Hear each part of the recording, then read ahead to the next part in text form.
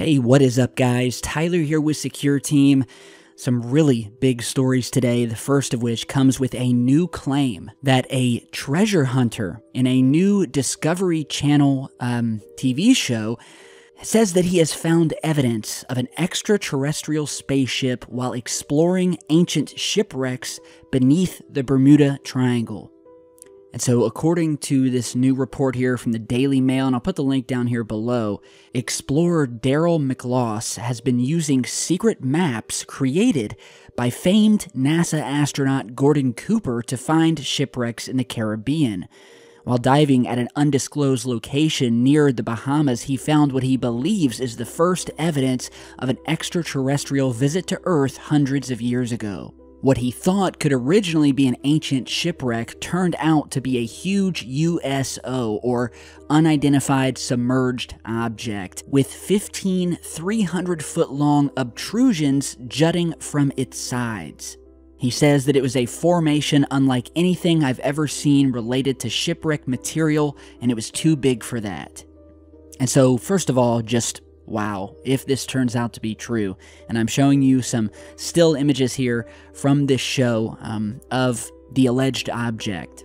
According to this treasure hunter, he says that he was trying to identify shipwreck material based on one of the anomaly readings on Gordon's charts when he noticed something that stuck out that shocked him, and what appeared to him as a large dome that had a bunch of horizontal cylinder structures sticking out of it. And even more interesting was that the coral that's actually covering this object has been dated to be more than 5,000 years old. And according to the report here showing this image, it says that a close-up of one of the horizontal structures, which has scientists baffled, and because of the extreme currents at this location, it's almost impossible for coral to grow at all, let alone into anything this large. Here you guys are seeing what the man describes as the right jutting section of the USO. According to scientists on Daryl's team, no coral anywhere in the world could grow in this formation naturally, and that there would have to be an underlying structure to support that type of growth.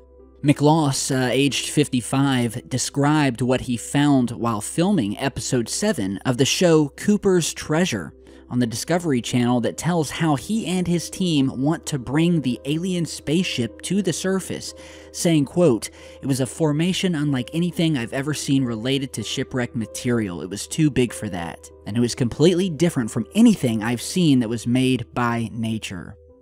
So here you guys are seeing some pictures of these cylinders, as they're calling them, 300 feet each, sort of sticking out of the central domed structure.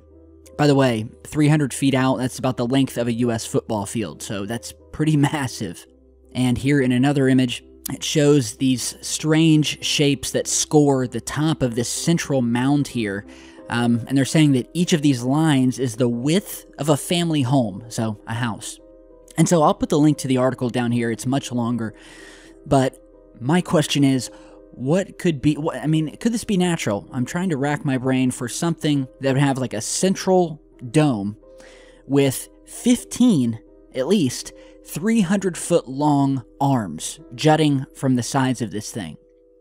And furthermore, it's even more mysterious because it was found in the Bermuda Triangle, which, most of you should know that location. If you don't, well, suffice it to say it's one of the most mysterious and some would say terrifying parts of the ocean, where over decades and decades, hundreds of ships and boats of all sizes have just vanished off the face of the earth, as well as planes flying above, just disappearing. And we're talking jets, prop planes, you name it. Add to that what have been described as strange gravitational anomalies and magnetic anomalies. Planes that don't disappear will begin malfunctioning or completely shut down. And it's also been said that this area is a hotbed for UFO activity, with many strange things seen in the skies over the Bermuda Triangle as well as down in the water. We've spoken many times in our past few videos, in fact, about our oceans. We don't know what's down there. We've barely explored our oceans at all. So much mystery down there, an alien planet in and of itself, forget space. And if this object is what this man thinks, well, that would be completely groundbreaking. So I guess we're just going to have to follow the story, see what happens. I'm definitely going to be checking out this episode. I mean, I really don't watch the Discovery Channel, but I'm going to have to take a look now. But I'll definitely keep you guys posted.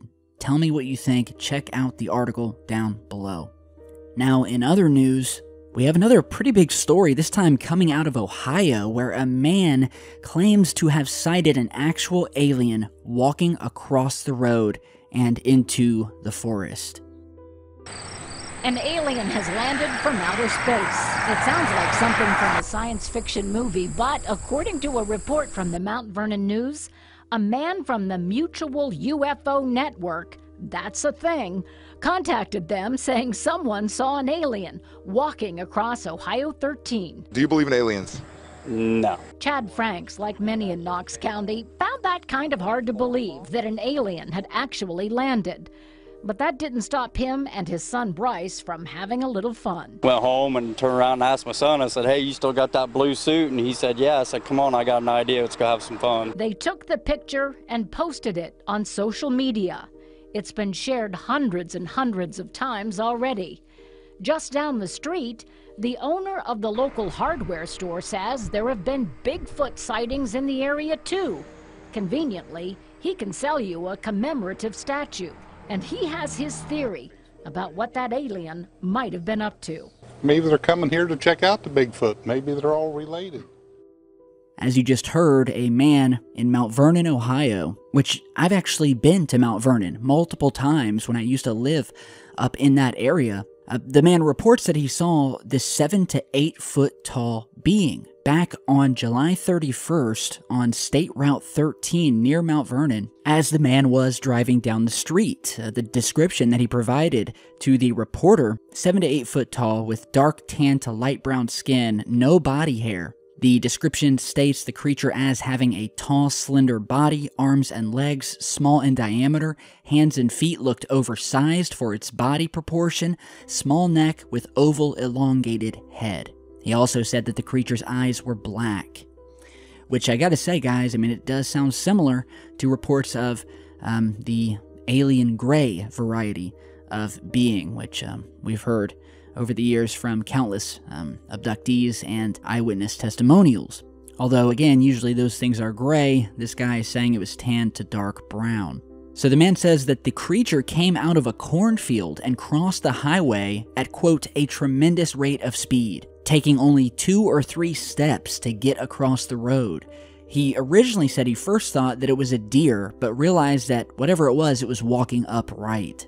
And so, during the process of reporting this sketch was made. The local authorities have said they haven't had any more reports as of yet, but who knows if that's the truth or not. But at this point, it's just a sighting. You know, we don't have any hard evidence or anything like that. But in the bigger scheme of things, sightings like this, very similar to this, if not identical, have been reported all over the world of strange creatures, you know, whether you want to call them aliens, cryptids, or potentially Bigfoot.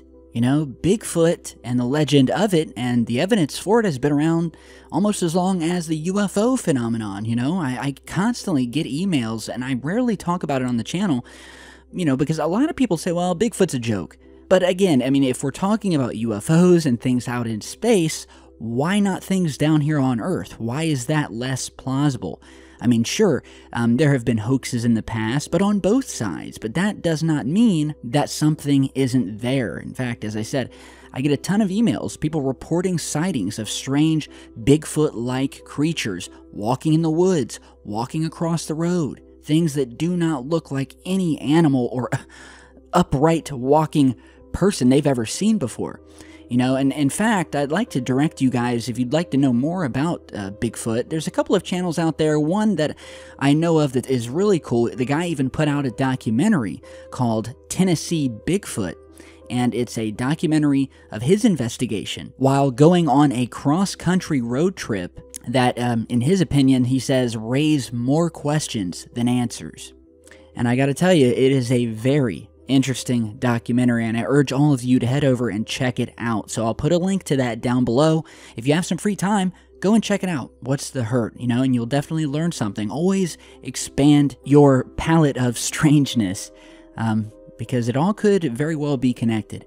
So tell me what you guys think of this story out of Mount Vernon. Are any of you from this area, or have you just seen something similar? No matter where you are, put it down below or send me an email.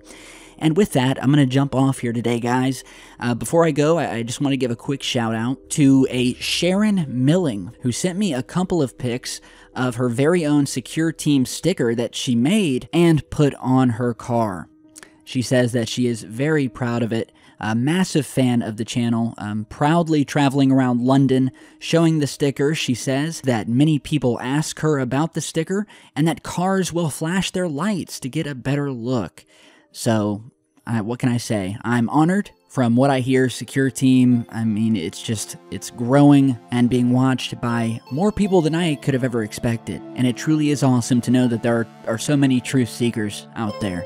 So, thank you guys again, all of you, for coming back and watching these videos. Stay tuned, as I always say, and I will see you back in just a bit. Stay safe, guys.